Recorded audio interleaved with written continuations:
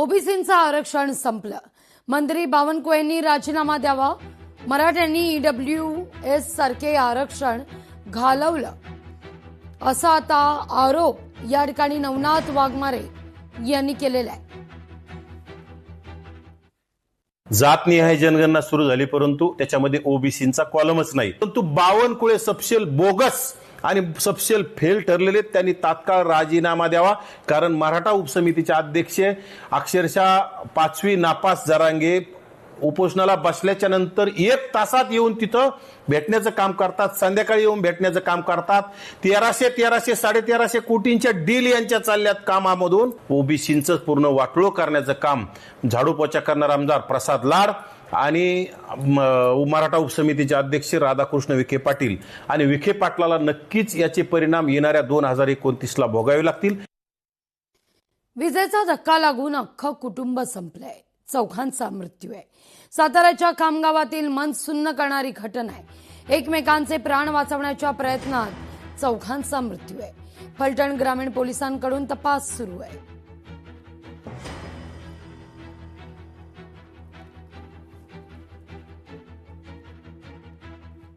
छत्रपती संभाजीनगर जिल्हा बँक निवडणूक आणि या ठिकाणी जिल्हा बँकेवर अध्यक्ष प्रामाणिकच असावा, माजी आमदार नितीन पाटील यांचं वक्तव्य आहे.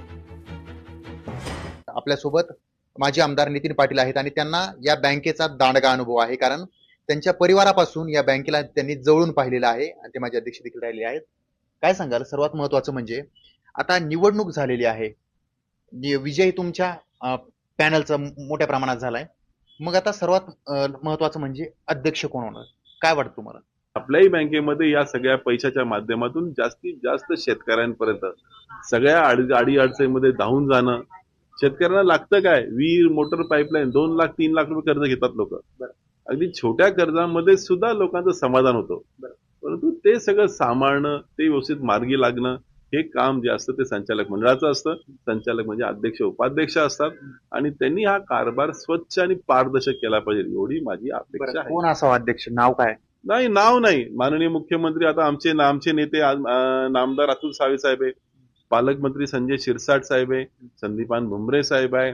या सगळ्या लोकांनी निर्णय घ्यावा. यांचा ऑलरेडी चर्चा झालेली आहे आणि नामदार मुख्यमंत्री स्वतः देवेंद्र फडणवीस साहेब म्हटलेले आहे की हा निर्णय आम्ही, एकनाथ शिंदे साहेब आणि आदरणीय उपमुख्यमंत्री सुमित्राताई पवार, आम्ही बसून हा निर्णय घेऊ.